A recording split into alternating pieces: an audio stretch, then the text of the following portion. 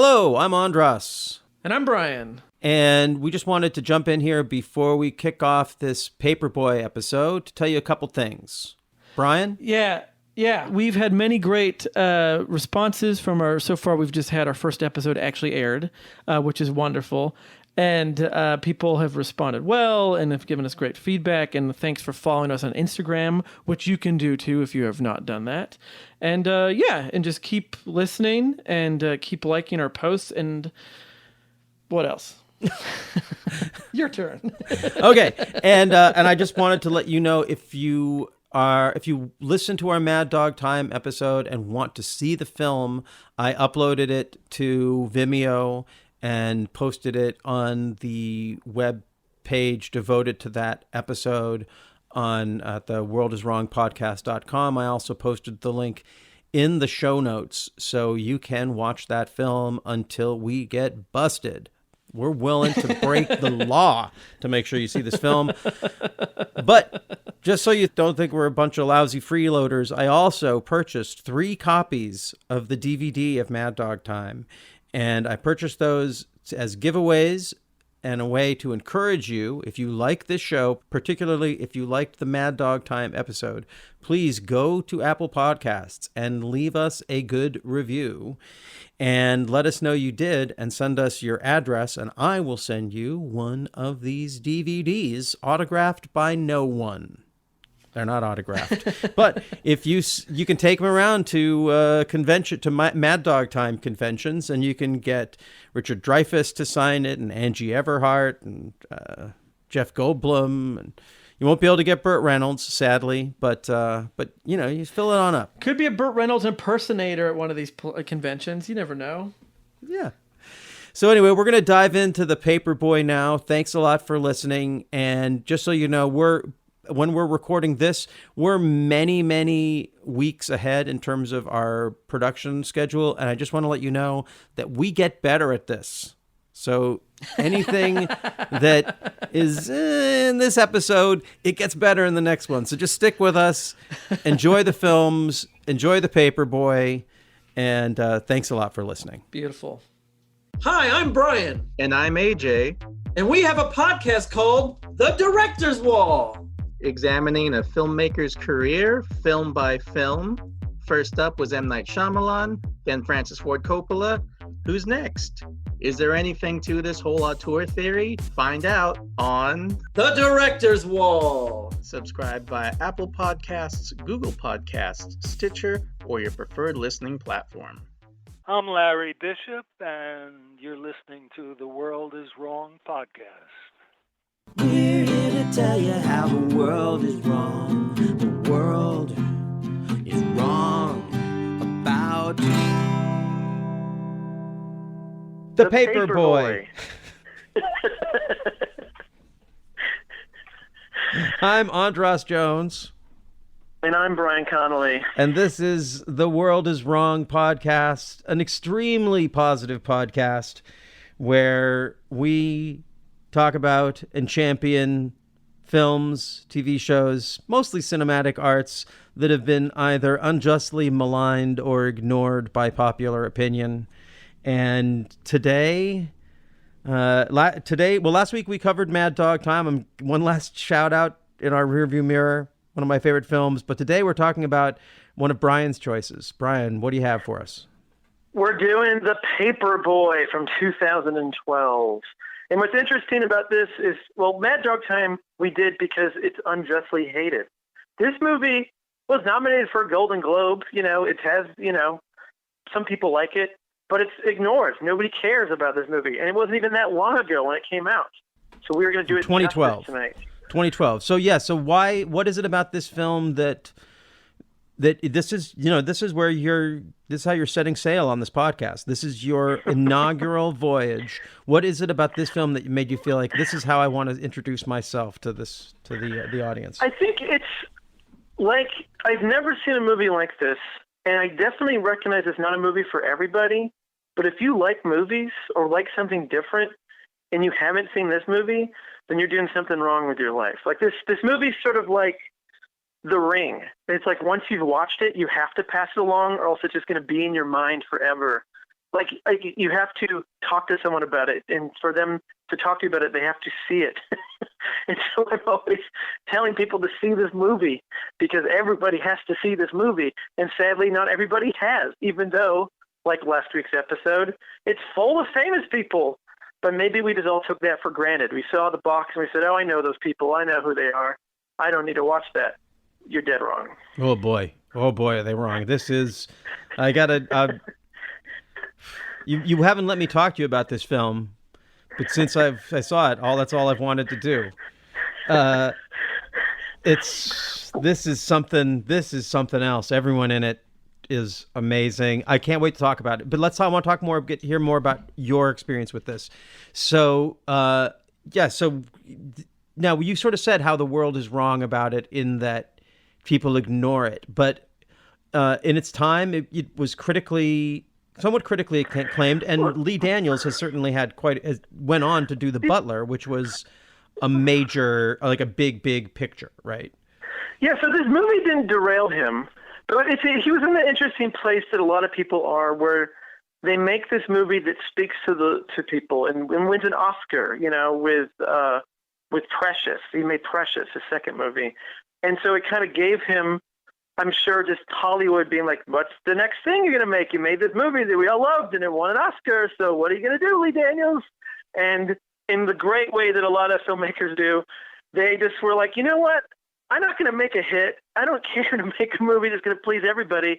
I'm going to do some crazy shit that I know is going to be good, and maybe you'll show up and maybe you won't. But this is the power that I have in this moment in time. And that's what he did with The Paperboy. It is not like any other thing. And like I said, it's like you think you know what this movie is by just looking at it. And maybe even like when I describe the plot in a second, you're going to be like, okay, I know what that is. You don't. You actually don't know what this is until you. It's an experience. And my intro to this was actually I worked at Vulcan Video here in Austin, Texas, sadly gone. But this was a movie that came out new. Everyone who worked there was kind of like, okay, yeah, I know what that movie is. Matthew McConaughey, great. Okay, duh, I don't need to watch that. It's by the guy who did Precious. I'm sure that's like some drama with famous people. I don't need it. But then my wife watched it, and I believe the next day was like, we're watching this movie. And then I believe the day after that, she gave it to her sister to watch. And then the day after that, I gave it to somebody else. It's almost like a sweaty chain letter that I want to keep passing around. Be like, you gotta give this to someone else, or something bad's gonna happen to you. And I've never stopped. Like when someone walks, I hate it when people, and I got this at the video store all the time, and people are like, oh, I've seen everything. There's nothing left for me to see. I've seen it all. And I'm like, well, have you seen The Paperboy? Well, I didn't see that. It's like, it's just some Hollywood thing. Like, no, you need to watch this movie. And everybody I've given it to, they haven't all liked it, but they definitely went through something. It's definitely something that you're changed after watching this movie, and good or bad. Okay, well then, give us the rundown. And as you say, there's no description of this film that can really do it justice, but do your best. He didn't want to come back home, but he ain't have nowhere else to go. Yeah. Yeah, you gotta turn that music down, WW gonna be mad at you. Dang it, Anita! Can you please knock? Come on. Could have been jerking off in here. Please, it ain't nothing I ain't seen before. What are you doing? I'm picking up your stuff like I do every day. Oh, come on, not today. It's too hot for all that. Come on. I'm just helping. You're not helping me. You don't have to help me. Come on. Get off the bed so I can make it. Go fix me some collard greens. It's my bed. Oh, no, it's your bed. Really? Because it's your bed, you should fucking make it. They canceled the Smothers Brothers. Oh, no, that's a show. I love that show. I love Dick and I love Tommy. Lay down. Let me be you for a second. Oh, yeah, right. Give me a shovel. Oh, you gonna be me? I'll get to be you. Okay. Jack, okay, I love this. Jack, now come in. Oh, good. Okay. Wait, go back. wake up. Okay. I gotta start drinking off first. Okay. Jack, sorry to interrupt your masturbation, but I'm here to clean your bed. I could have been jacking Oh, I'm here to off. clean everything. I could have been jacking off. Get out. Keep your shit up. And... all that we have received Yeah. in return is just I'll give you a basic one. So basically, you're in Florida, and you're not in like ritzy, fancy Miami, Florida. This isn't the Miami Vice Bad Boys Florida. This is like sweaty. This is the Florida that is actually the South. That we don't think of it, but it's the South. And you're in this sort of sweaty little racist town. And there was this sheriff.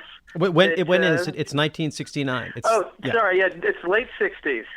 And you have this racist sheriff who is murdered, supposedly by a man named Hilary Van Letter, played by John Cusack. Reporter, played by Matthew McConaughey, his character Ward Jansen, and his partner, Yardley Ekman, a British man brilliantly played by David Oyelowo. I can never say his last name right. Oyelowo. He is great. And they come to kind of investigate and open up this case thinking that maybe he was wrongfully imprisoned, or maybe he wasn't given quite the rights he was given at trial that he should have gotten. And they are helped by this lady named Charlotte Bless, played by Nicole Kidman, who is kind of forming a little pen pal relationship with the John Cusack character. And Matthew McConaughey comes and stays with his family. His father, played by Scott Glenn, was also a newspaper man. And then you have his little brother, Matthew McConaughey's little brother, played by Zak Efron, playing Jack Jensen, a.k.a. the Paperboy. And basically it's them kind of working through this case, and they find out, some things about it. And like this plot, there's nothing about the plot really. And I can even say this movie deals with race, and it's sexual, and it deals with homosexuality. And even that doesn't give the movie justice. Even that still kind of puts it in a box that makes you think it's a certain kind of movie, but it's not. But that's basically the gist of what it's about. But that's not really what the movie is. Right. So, the film is based upon a novel by Peter Dexter, who wrote Paris Trout, Rush, the film Michael, the film Mulholland Falls, and The Paperboy. And a film I haven't seen, but now I really want to see, called God's Pocket, with Philip Seymour Hoffman and John Turturro. It's an uncomfortable movie, and I would totally I would understand anyone who would watch this and say, "Oh, that wasn't for me." But no one could say this movie's bad.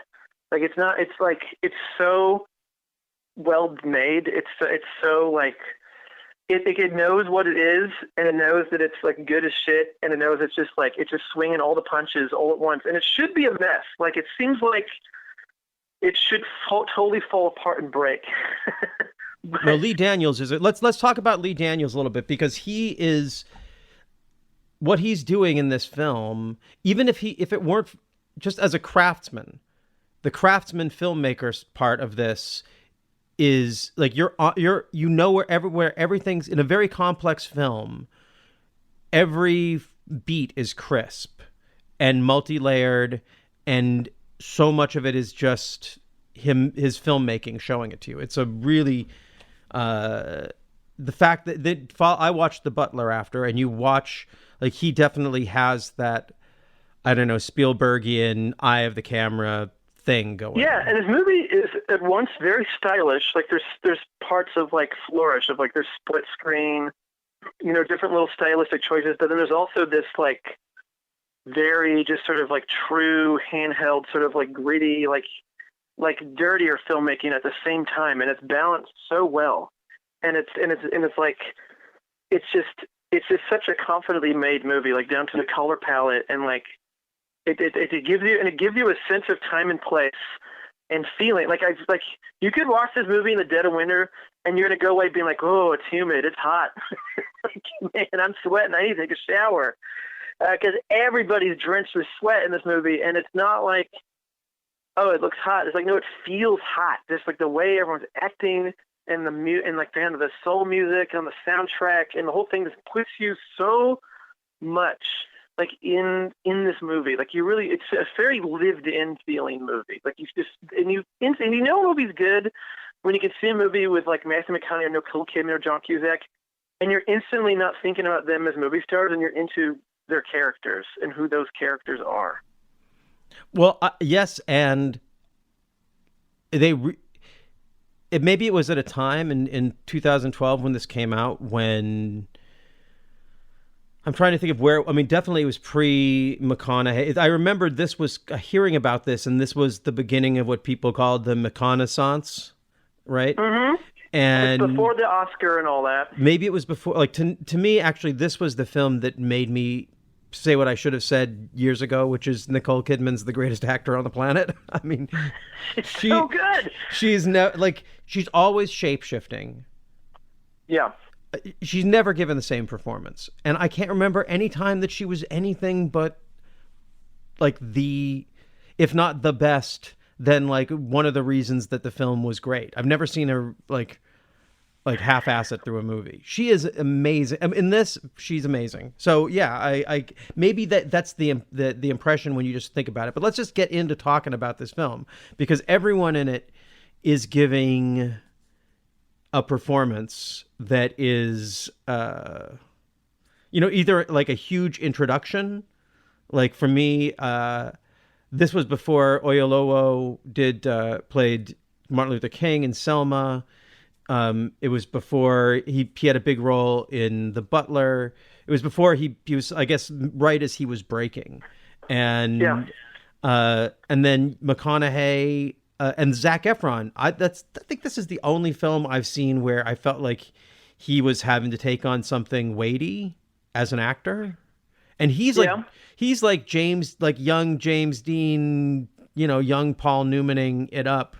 Like he can go toe to toe with any of those, those very young, about to be amazing movie stars, Warren Beatty in Splendor in the Grass, sort of sensitive, brooding, broken, but like the camera just, the female gaze of the camera is all over him. Sort of like Brad Pitt showing up in Thelma and Louise. Like he has that kind of movie star charisma. But But since then, I see him being goofy, and in this one, he's like it's a real, it's like a Tennessee Williams type acting performance. There's something very, very Tennessee Williams about this film, the film. Oh yeah, like the underground. Oh, except it's able to say all the things that Tennessee Williams wasn't able to say in his films and stuff in the 50s and 60s. So like the homosexuality is right out there, and the sort of incestuous impulses are right there. Zak Efron is in his underpants through a big part of the movie. Oh, can we talk about the best? We haven't talked. So let's get this film opens. I love the opening of this film. It catches you off guard because have you seen?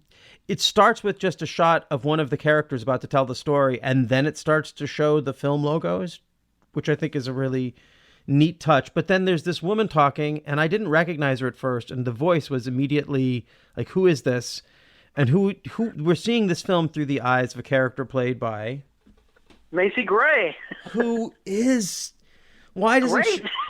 oh my God.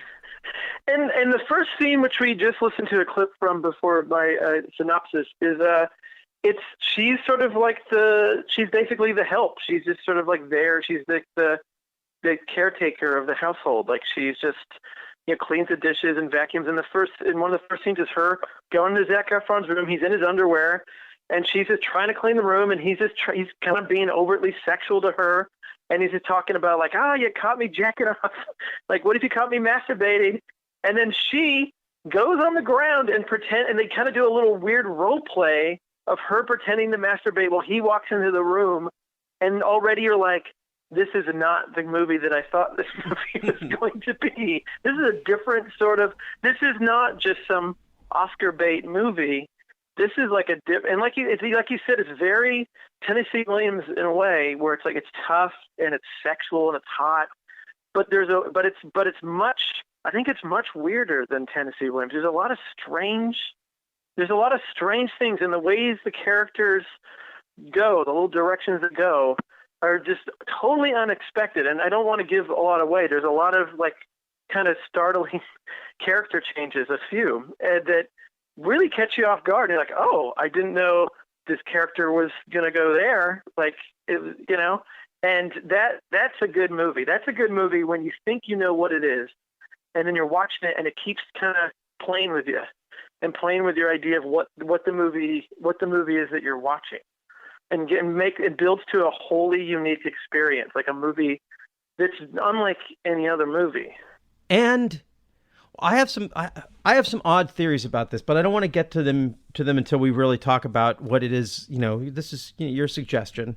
I want to ask you about some of these performances. So I mentioned that I loved Nicole Kidman's performance, but there's something just in general as an actor we didn't really talk about specifically. Like you said she's engaging in a sort of pen pal relationship with John Cusack, the accused murderer of the sheriff, but it's not a little pen pal relationship. It is we're introduced and she's having this hot and steamy, she considers it an extremely romantic relationship she's having with this individual, and she's clearly built it up into a huge thing in her mind, and she's the whole impetus for trying to get him out of prison.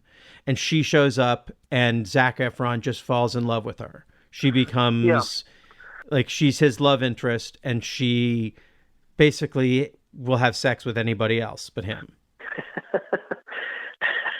And she disappears in the character. And when you say, and this is another, the world is wrong, when you say that if Nicole Kidman were a man, if she was a male actor, I feel she would be given more credit than she actually is given. Because she always gives these very different roles. She's not just showing up and being good. She can like disappear in these crazy characters, and we'll do an episode on Birth for sure someday. Oh, one of my favorite films. I love it. Like in her performance, even in like some schlock like the Stepford Wives remake, she is like so into this character and adds a lot of weird little touches that like why isn't there the same hype around her that there is around like a Nicolas Cage or something like that all these male actors always get, like these male actors that are able to like be character actors and leading actors at the same time. And Nicole Kidman, I feel in a way, is definitely that, but never gets the credit for that, and I agree. I think she's definitely one of the best, if not one of the best actress alive, sorry, Meryl Streep, but my money's on Nicole Kidman.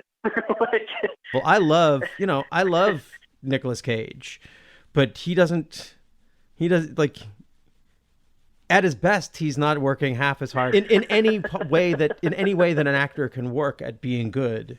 And there's definitely something there. And at the same time, Hollywood clearly knows that Nicole Kidman's great because she's always getting the opportunity to do great stuff. It's just, she's worked with everybody, and she's always, she was in Eyes Wide Shut. I mean, that. That we could. I feel like film nerds that are mostly men tend to not go off about Nicole Kidman. They'd rather talk about, some dude. But it's like, no, this lady is better than most of the guys that you're hard after. Like, this is like, she is in this movie. She's so. It's just like she's a sad character, and she's a funny character, and she's a very vulnerable character, and a very sexy character, and it's just like It is a Tennessee Williams character. It is like someone out of Streetcar Named Desire, and it's God, and John Cusack. Like, let's talk. Let's go down this. I don't know where this lies in his filmography. I want to say it was at the point where I already gave up on him. I was kind of like, okay, well, don't think we'll see anything from him ever again, And he's terrifying in this movie. I've never thought I would say that John Cusack was terrifying in a movie. Like, would you ever think that you would feel that way?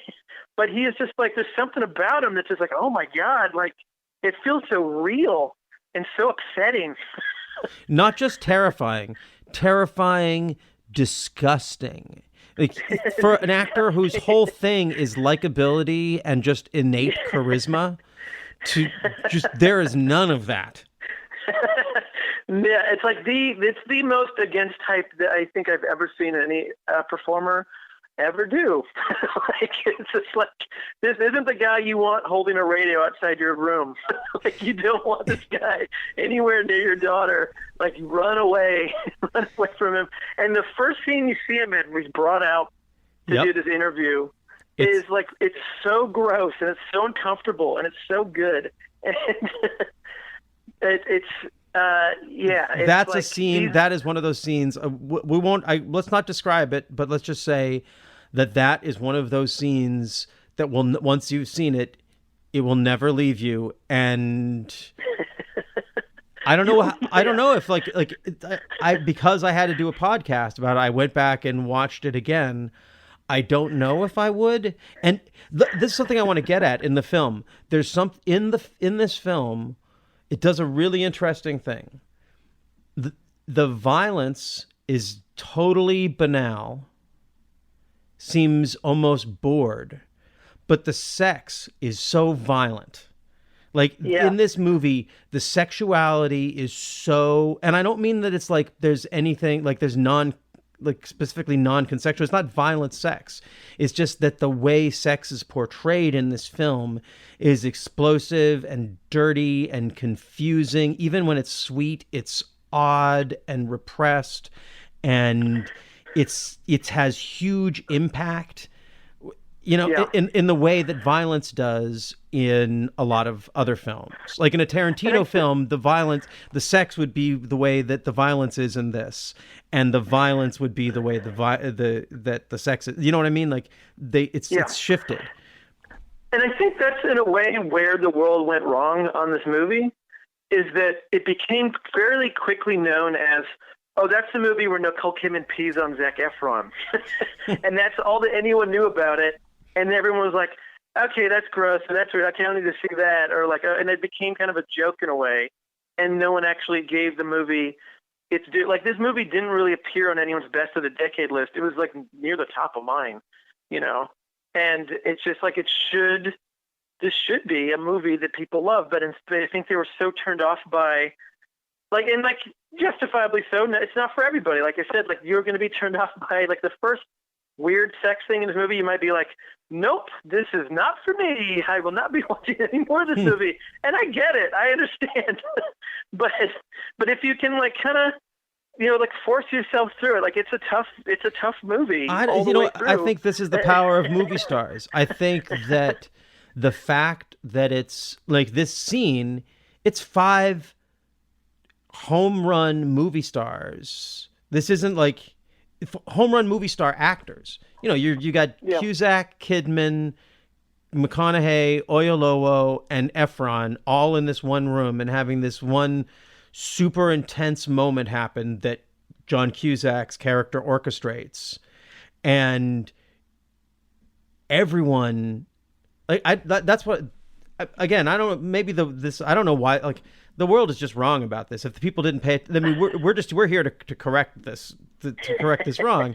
But I think that anyone who really watches it, like going into it knowing, I guess maybe there's just something different when it's new. Like, people are watching a movie to try and figure out if it's good. Like, you don't have to worry about this. It is good. Just trust us. Just trust us on this.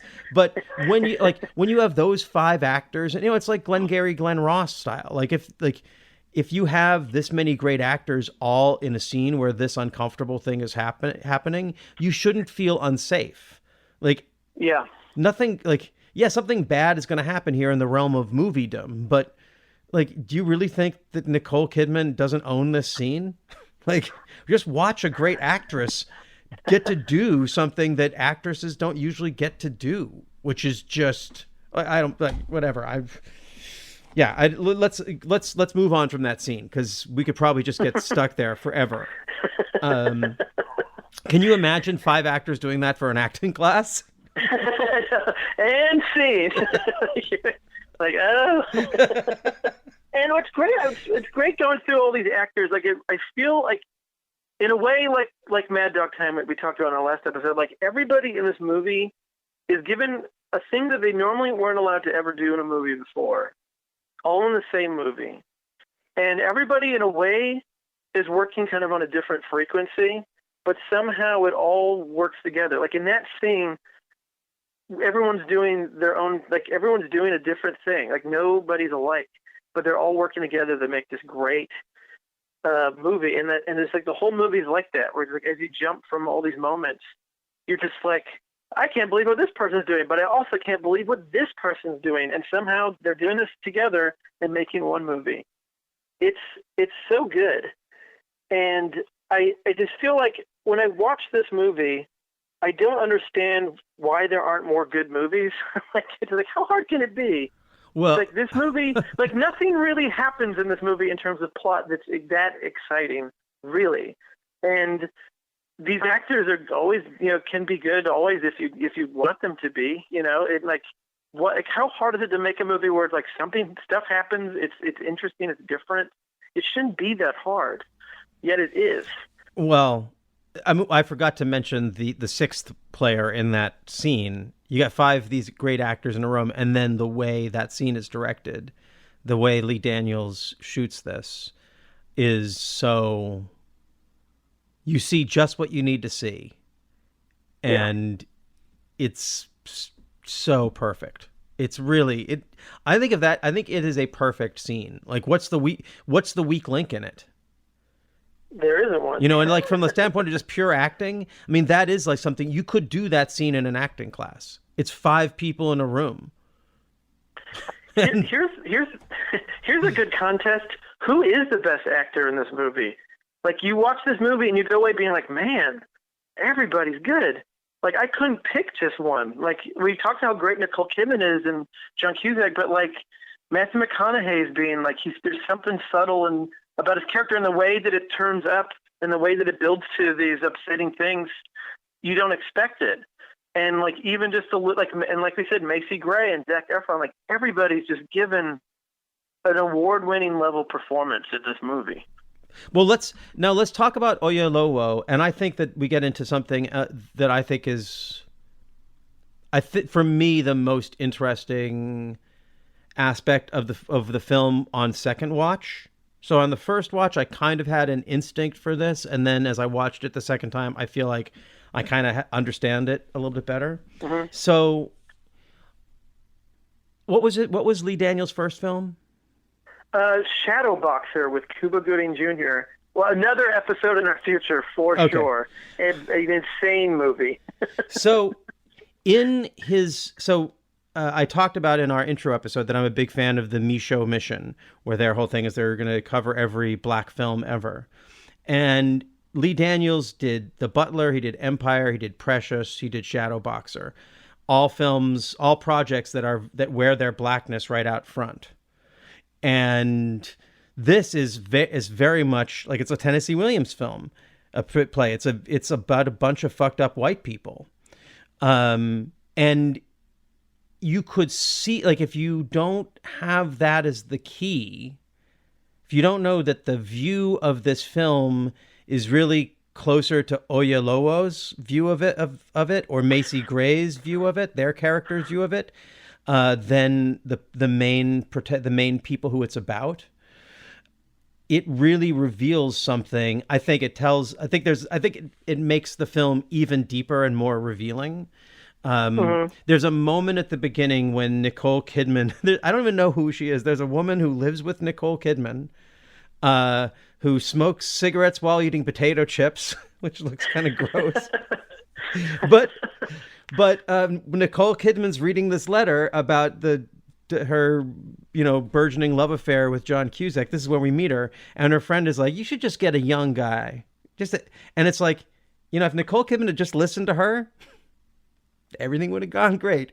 And then you just sort of see through the whole movie, if everyone would just listen to the black characters in the movie, then the world would be better. That's I feel like there's something that the director is saying, look at how, look at these beautiful, like, I can't stop looking at these beautiful white people, but they're disgusting. And they're fucked up, and they're sad. They don't even know how, like, they're so, and I think the film does beautifully is it shows people's impulses, but it shows them not actually recognizing their own impulses or the dynamics between them.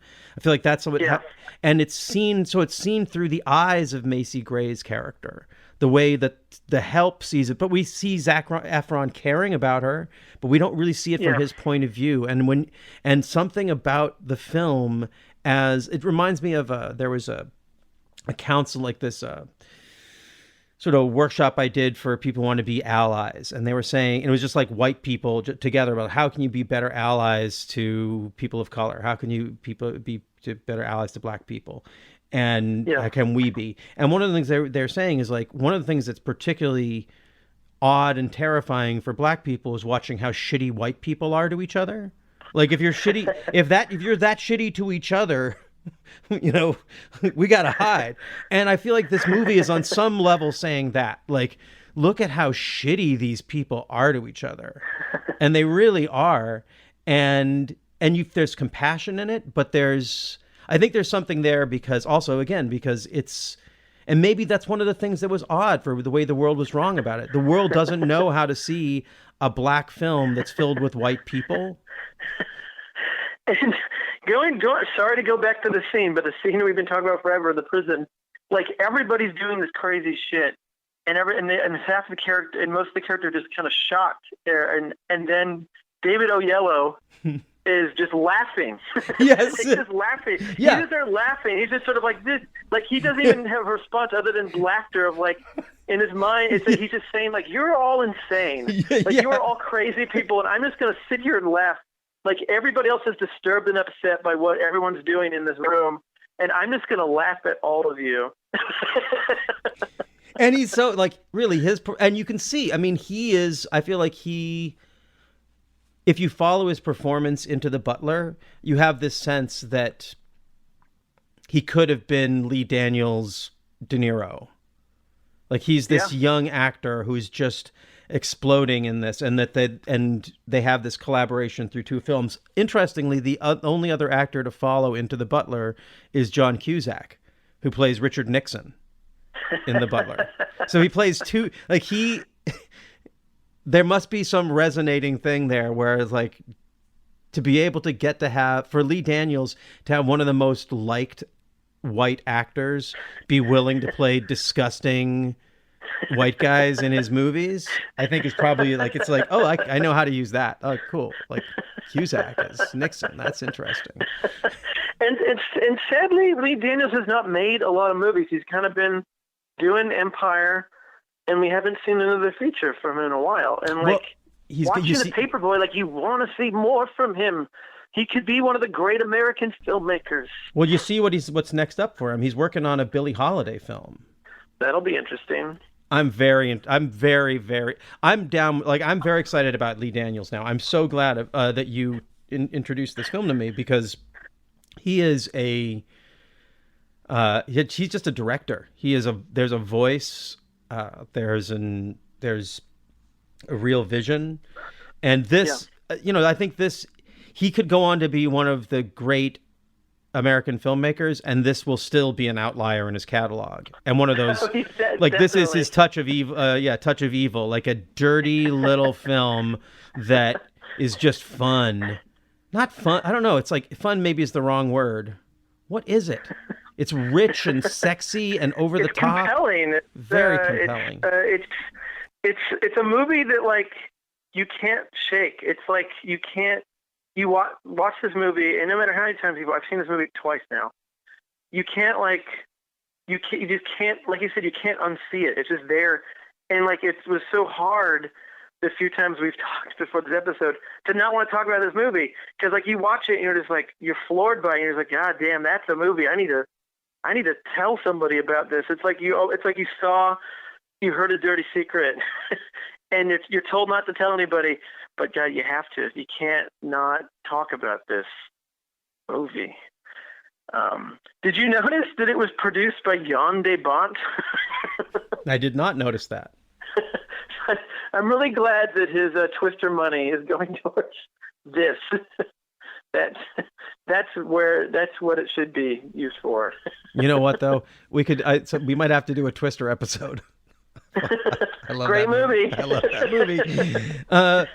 So I had a really weird synchronicity with this film that sent me off into a tailspin that maybe you can help me unravel. So Okay. it starts off Macy Gray's telling her story to, I guess there's an interviewer. When is this interview supposed to be happening? Because she's talking back about this summer, and so this has to be years later. My guess is like it's like after all the events in the movie, because like shit happens until the very end of this movie, and we won't give it all away, but like bad things and crazy things continue to happen to our characters all the way until the end. You think it's done, and then it keeps going. And so my guess is it's somebody asking her about everything, being like, you knew all these people, like you tell your story of what, like my guess is maybe, like she doesn't look that much older, so my guess is like a few years after everything, perhaps. Well, Jack, the Zak Efron character, at the this is not a spoiler, I don't think, to say that at the end we find out that he wrote a book about this. He becomes a writer who wrote the book about this story, and this interview is being conducted with this woman who was his nanny who raised him with his brother. And she's somehow a character. We assume she's a character in the book. So they're coming back to his hometown to do some piece about him. So it has to be sometime in the future, like at least 4 or 5 years later. Okay. Yeah. So she's talking about this. And then we see she's talking about the murder. And we see flash on the screen the date, August 12th, 1969. Later on in the film, we find out that the murder happened in 1965. Why am I worried about all of this? Because my birthday is August 12th, and August 12th, 1969 would have been my first birthday. And since I'm kind of aware of that time period, that also is the week of Woodstock and the Manson murders. So if you put something in that week in August of 1969... Anyway, so these two big, scary touchstones happen. So okay, so what's happening in August of 1969? Because Macy Gray isn't talking in August of 1969, and she's not talking about something that happened in August of 1969. And when we first meet her, she's talking to Zak Efron, and she says that she's sad because the Smothers Brothers were taken off the air. And that happened in April of 1969. So what the fuck happened in August of 1969, Bryan?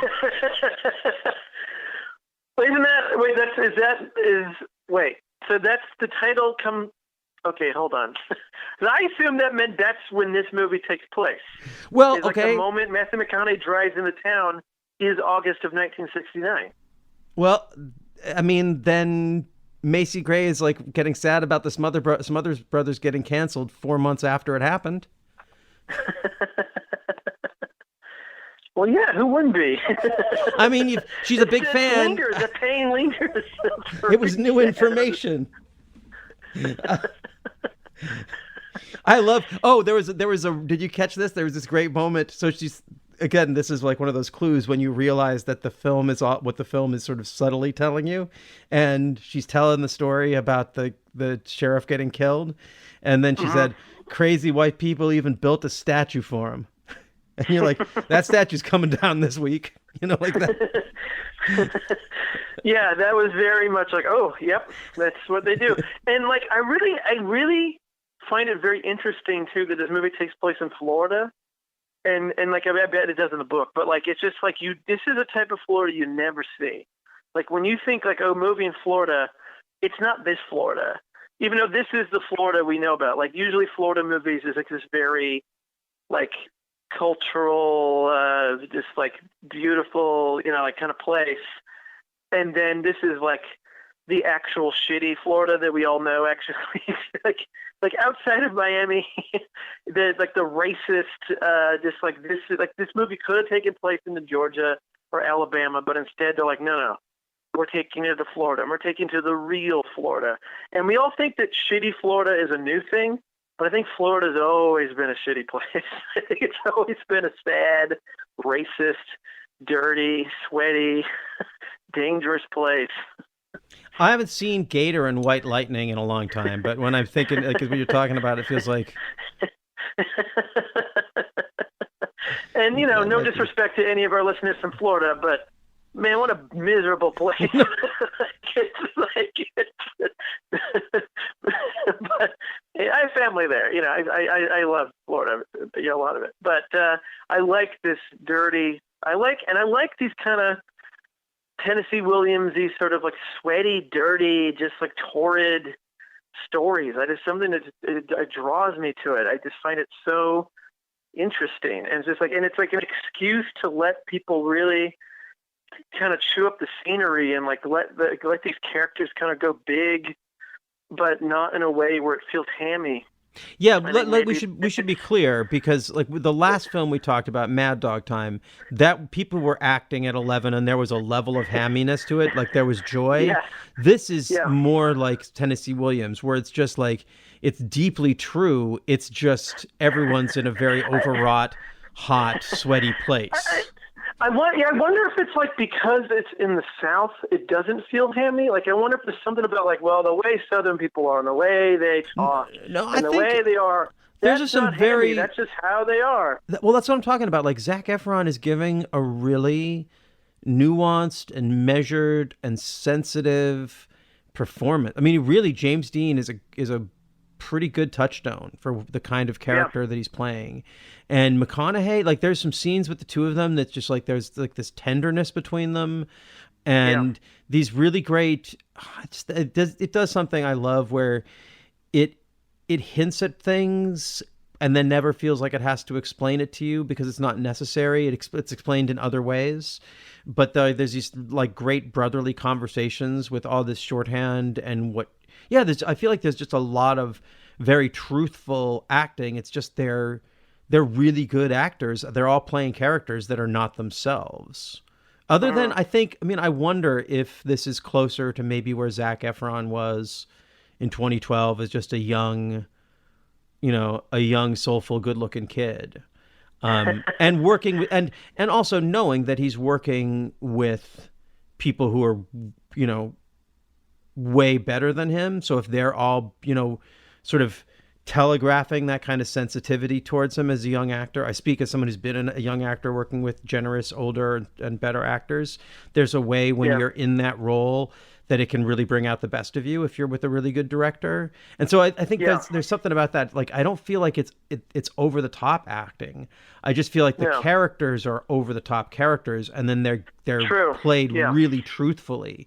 And the camera, like Lee Daniels, knows how to show you these moments. Like Nicole Kidman's character should be really absurd, but even in the scene where she pisses, you said it, the scene where she pisses on Zak Efron, there's a sweetness and a weirdness. There's a specificity to what goes on there that is, it's only Nicole Kidman could piss on someone with that much complexity going on and have it not be, it's not a dirty joke. By the time it's happening, you're sort of like, you're sort of like, this is bonkers as a film, but if you're in the emotional situation, you're sort of like, wow, she really does love him.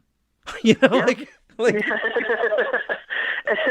crazy to think that like the scene where Nicole Kidman pees on a Disney actor doesn't even rank as one of the 10 craziest scenes in this movie. Right. That's how crazy and interesting this movie is. Like, that doesn't even rank. Yeah. That's just one of many bodily fluids spilled in this film.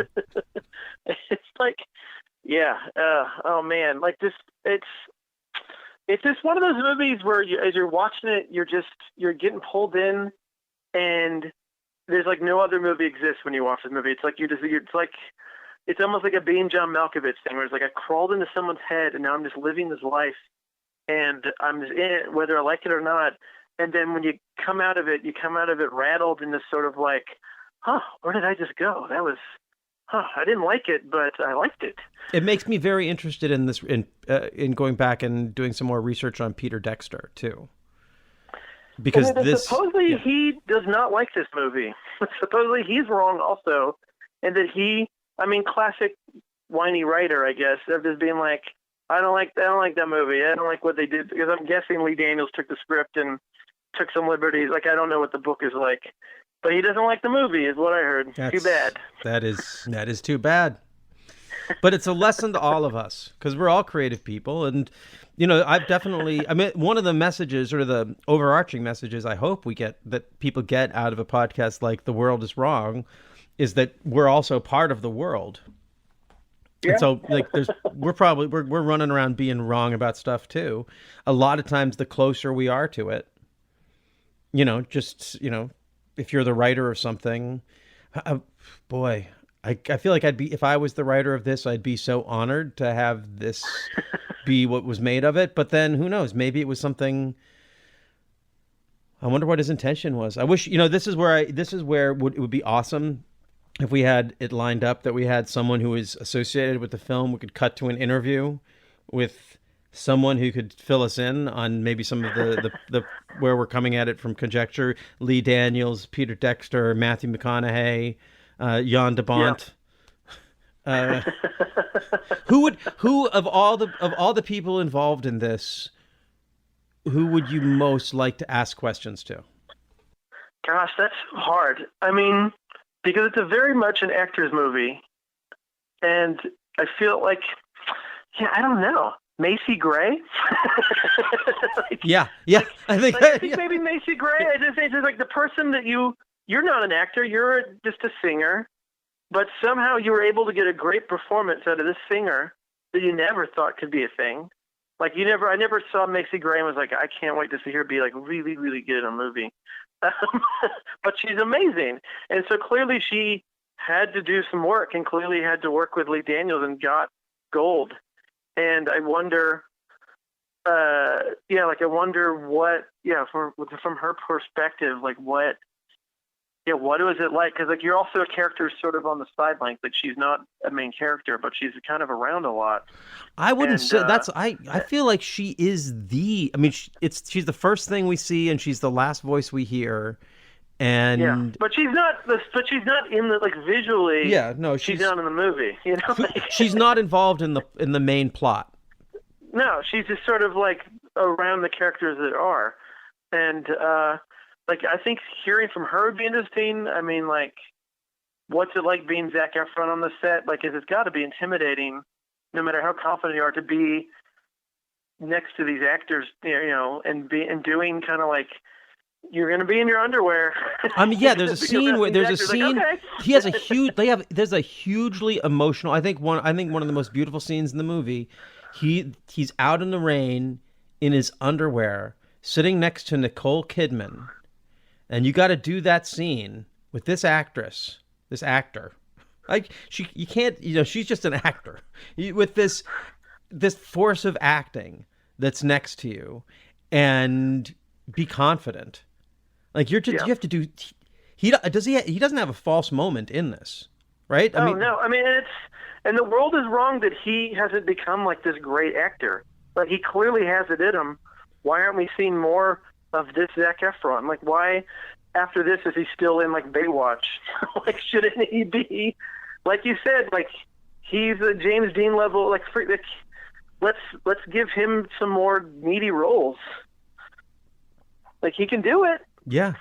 It's fun doing comedies. I'm sure doing Seth Rogen comedies is great. I'd love to do that. It's more fun than that. Yeah. But boy, if you can do that, how come no other director has seen that and said, yes, let's have him and, who would he, let's get Shane Black on the case. It seems like Zak Efron seems like he's like a Shane Black kind of actor, right? He can be funny, he can be tough, we'll do an episode about The Nice Guy someday for sure. Like what he was able to do with Ryan Gosling and that he can do with the Zak Efron, Yeah. I believe it. I believe it to be true. Yeah, I you know what? I'm a sucker for the writer. I want to hear what Peter Dexter has to say. I'd love to convince him that even though this film may not be his vision, it's just a great dirty little film that's gonna last. It's just gonna last. This is a laster because Lee Daniels none of these people are going anywhere. Lee Daniels is not going anywhere, and this is going to be a special film in his catalog. And when I look at Peter's his run of films, I think Oh, that the guy who did Michael also did the Paperboy. That's pretty. That's pretty cool. Yes.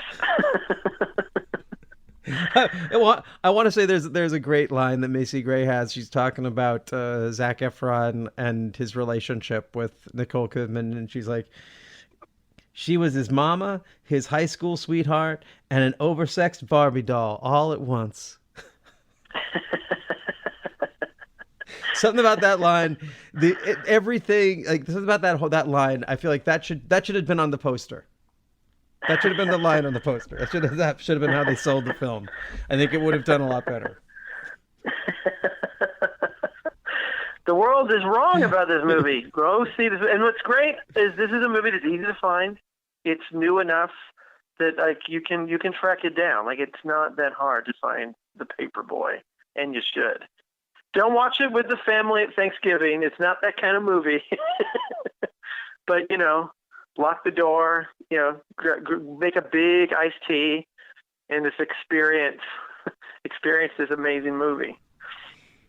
Share it with someone you're intimate with. Depends who it depends what kind of family you have. Yeah. Do you think The Paperboy would have gone over well with the family in The Paperboy?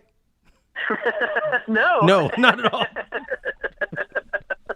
I don't think they would have enjoyed it together. I think maybe Matthew McConaughey would have liked it, his character. Maybe Zak Efron, late at night. Well, we may get someone to talk about this as an interview. I'm going to send it around to a few people. If we don't, that's fine.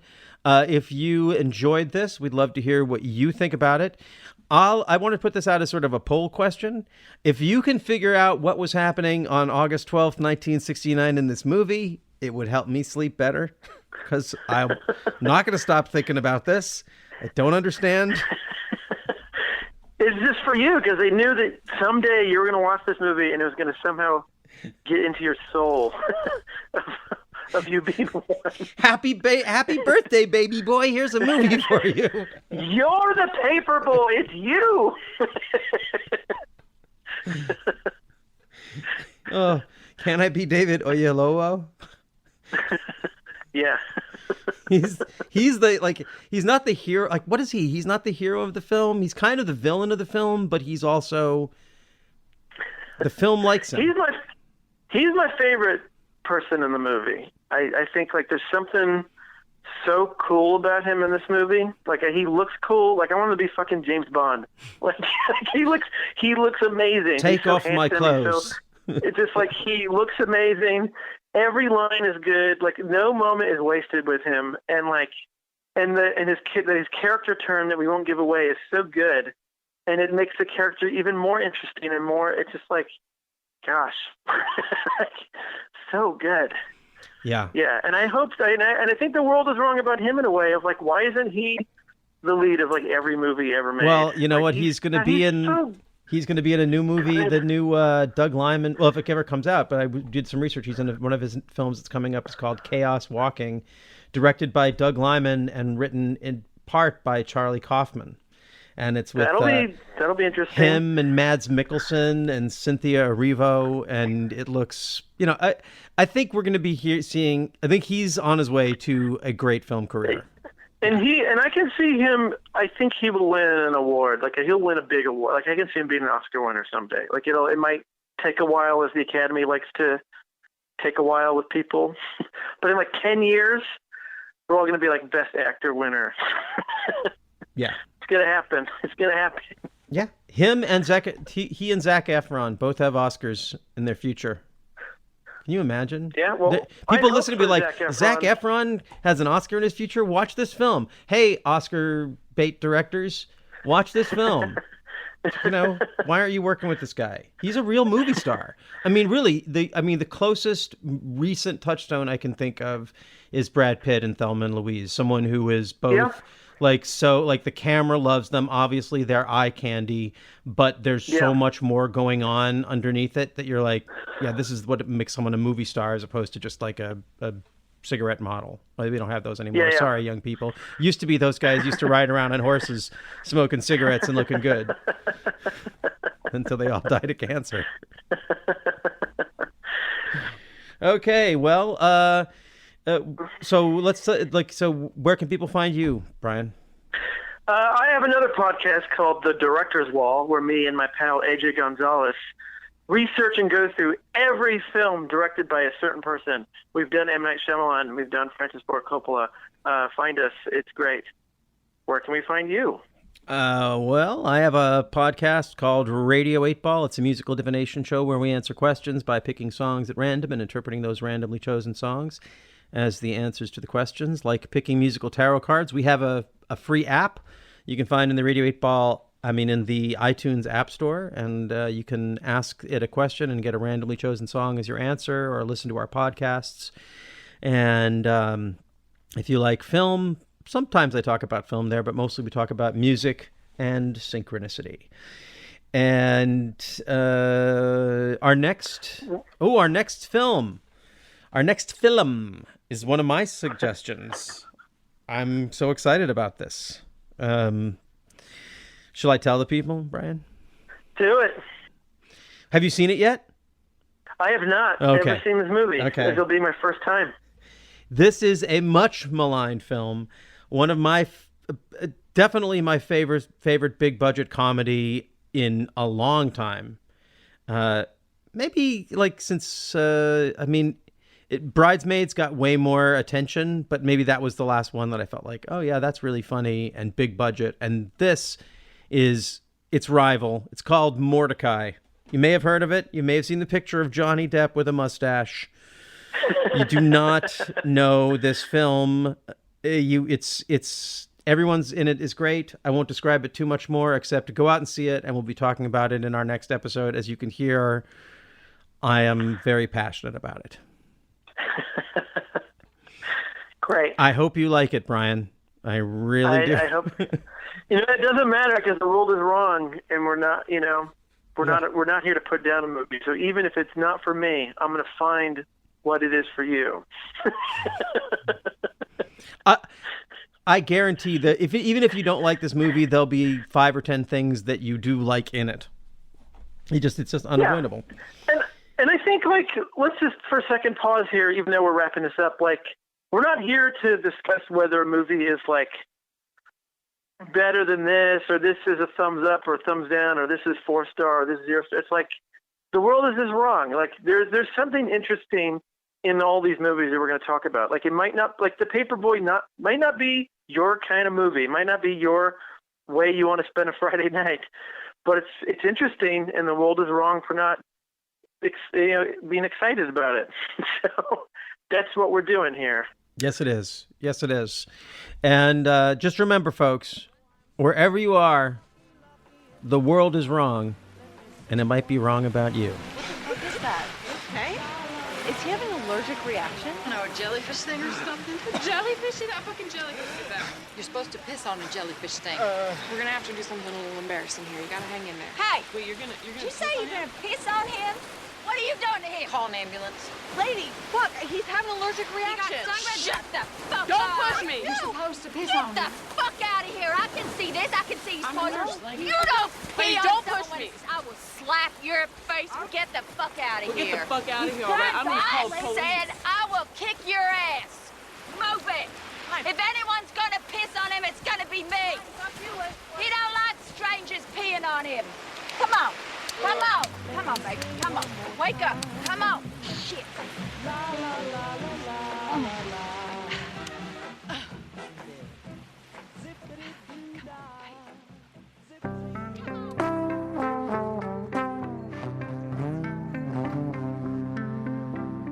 Radio 8 Ball. Andras here. When I'm not co-hosting the World is Wrong podcast, I'm hosting and producing the Radio 8 Ball podcast, where we answer questions by picking songs at random, like picking musical tarot cards. We've hosted musical divinations for people like John C. Reilly, Patricia Arquette, Tig Notaro, and Fred Armisen, and hosted over 200 songwriters, providing the randomly chosen answers from Inara George and Dan Byrne to Mose Allison and Alan Toussaint. That's Radio 8 Ball, all one word. You can find us wherever you get your podcasts and download our app from the iTunes App Store. Show. Bye.